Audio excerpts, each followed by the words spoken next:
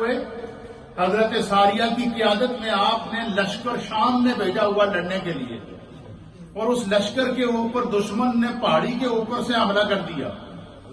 اب نیچے حضرت ساریہ اور ان کی فوج موجود ہے، اور ان کو پتہ نہیں کہ دشمن پہاڑی کے اوپر سے حملہ کر رہا ہے۔ فاروق اعظم مدینہ شریف میں ہے، لشکر کہاں ہے؟ شام میں ہے۔ آپ نے جب غور کیا، جمعے کے دوران منبر پر بیٹھے ہوئے سیدنا فاروق اعظم نے غور کیا کہ ساریہ کا لشکر بھیجا تھا، وہ کس حال میں ہے۔ جمعے کے اوپر خطبہ دے رہے ہیں، اور خطبہ بھی نماز سے پہلے جو خطبہ ہوتا ہے جس کے اندر بولنا منع، جس کے اندر یہ حکم ہے کہ سننا فرض۔ جس طرح ہم زور کی نماز کتنے رکعت پڑھتے ہیں؟ فرض 4، لیکن آپ نے کبھی غور کیا کہ ہم جمعے میں 2 فرض پڑھتے ہیں، 4 نہیں پڑھتے؟ کیوں؟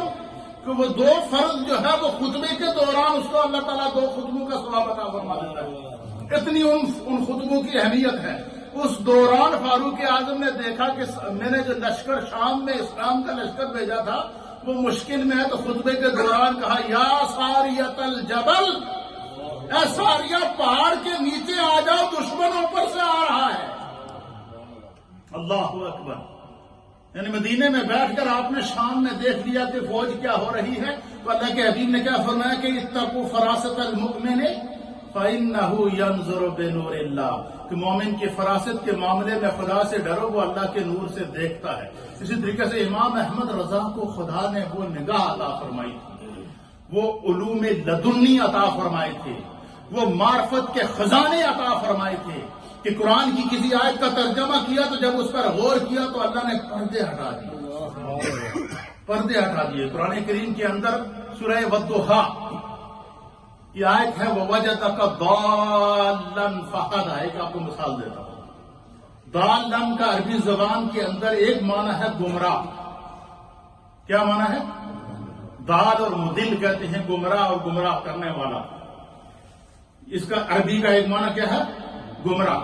اب بعض لوگوں نے قرآن کا ترجمہ کیا، ترجمہ قرآن تو انہوں نے کیا لیکن ان کے سینے محبت مصطفیٰ سے خالی تھے۔ ان کے پاس علم تو تھا لیکن علم کے اندر عشق مصطفیٰ نہیں تھا، علم تو تھا لیکن علم کے اندر معرفت کا نور نہیں تھا۔ جس طرح شیطان کے پاس علم اتنا تھا کہ معلم الملکوت بنا، لیکن راندائے درگاہ کیوں ہوا؟ حضرت آدم کی گستاخی کی، اللہ کے نبی کا گستاخ ہو گیا، تکبر آ گیا، تو پتہ چلا علم ہی انسان کو نہیں بچا سکتا جب تک اس کا کرم نہ ہو۔ تو امام ترجمہ یہ کیا بعض لوگوں نے کہ وَوَجَدَكَ ضَالًّا فَهَدَىٰ، کہ ضالًا کا عربی میں اندر ضالًا تو گمراہ کو کہتے ہیں، تو انہوں نے ترجمہ یہ کیا نعوذ باللہ من ذالک کہ اللہ تعالیٰ نے آپ کو گمراہ پایا اور فَهَدَىٰ ہدایت عطا۔ استغفر اللہ ثم استغفر اللہ۔ گمراہ پانے کا مطلب کیا کہ ہمارے نبی پہلے نعوذ باللہ پہلے گمراہ تھے تو بعد میں ہدایت ہوئی۔ جب نبی خود گمراہ ہوگا تو وہ امت کو ہدایت کیسے دے گا؟ اعلی حضرت نے جب اس آیت پر پہنچے نا، آپ نے غور کیا، خدا نے پردے کھول دیے۔ آپ نے فرمایا کہ وَوَجَدَكَ ضَالًّا فَهَدَىٰ، ضالًا کا ہر ضالًا کا معنی گمراہی نہیں ہے۔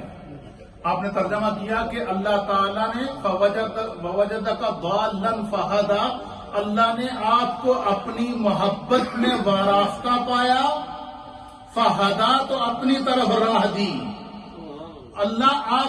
آپ اللہ کی محبت میں، خدا کی تلاش میں زمین پر جب نکلے تو فَهَدَىٰ، خدا نے آپ کو اپنی طرف راہ دی، اپنی طرف آپ کو بلا لیا۔ اس طرح عشق و محبت کے بڑے ترجمہ کیے۔ بعض لوگوں نے مکر اللہ و مکروہ کا ترجمہ کیا کہ جو ہے وہ کفار نے مکر کیا، مکر اللہ نے بھی ان کے ساتھ مکر کیا۔ اب امام اہل سنت لکھتے ہیں کہ خدا کی طرف مکر کی نسبت کرنا یہ کفر ہے، یا نبی کی طرف گمراہی کی نسبت کرنا یہ کفر ہے۔ جب خدا کو بندہ کہے کہ اللہ مکر کرتا ہے نعوذ باللہ من ذالک، یہ کتنا بڑا، یہ بات عقل کو آنے والی ہے؟ تو آپ نے فرمایا کہ آپ جب اس آیت پر پہنچے تو امام اہل سنت لکھتے ہیں کہ کافروں نے مکر کیا اور اللہ تعالیٰ نے خفیہ تدبیر کی۔ کیا کی؟ اللہ تعالیٰ نے خفیہ تدبیر کرنے کا معنی یہ کہ اللہ تعالیٰ کافروں کے مکر کو سمجھ گیا اور خدا نے ان کے اس مکر کا جواب اپنی شان کے مطابق دیا۔ یہ اس طریقے سے اللہ تعالیٰ نے آپ کو نظر عطا فرمائی تھی۔ پھر اسی طریقے سے امام احمد رضا خان رحمۃ اللہ علیہ نے یہ ترجمہ قرآن کی بات ہے. اسی طریقے سے جب آپ نے قلم اٹھایا نبی پاک کی نعت لکھنے کے لیے تو اللہ تعالیٰ نے آپ کو وہ کمال عطا فرمایا تھا کہ علماء اور محدثین لکھتے ہیں کہ اعلیٰ حضرت کی نعتوں کو آپ کا آپ نے کہا ہر جمعے میں ہم مصطفیٰ جان رحمت پہ لاکھوں سلام پڑھتے ہیں یا نہیں. روئے زمین پر جتنی بھی اہل سنت کی مساجد ہیں سلام پڑھا جا رہا ہے, 100 سال سے پڑھا جا رہا ہے. یہ ایسے تو نہیں پڑھا جاتا اور تھوڑے لوگوں نے سلام لکھے. یہ ہر ایک کی زبان پر کیوں جاری ہے؟ یہ اس لیے جاری ہے کہ یہ نبی کی بارگاہ سے مقبول ہو چکا ہے, رسول اللہ نے اس کو پسند کیا ہے. پھر اسی طریقے سے آپ جب بھی آپ نے کوئی نعت یا شعر لکھا, آپ نے نبی پاک کی کسی نہ کسی حدیث کی یا قرآن کی کسی آیت کا ترجمہ شعر کے اندر سمایا. اس کی میں ایک مثال دیتا ہوں. مثلا حدیث پاک ہے, میں نے خطبے میں تلاوت کی, حضرت امیر معاویہ رضی اللہ تعالیٰ عنہ سے حدیث ہے, حضور نے فرمایا کہ میں یرید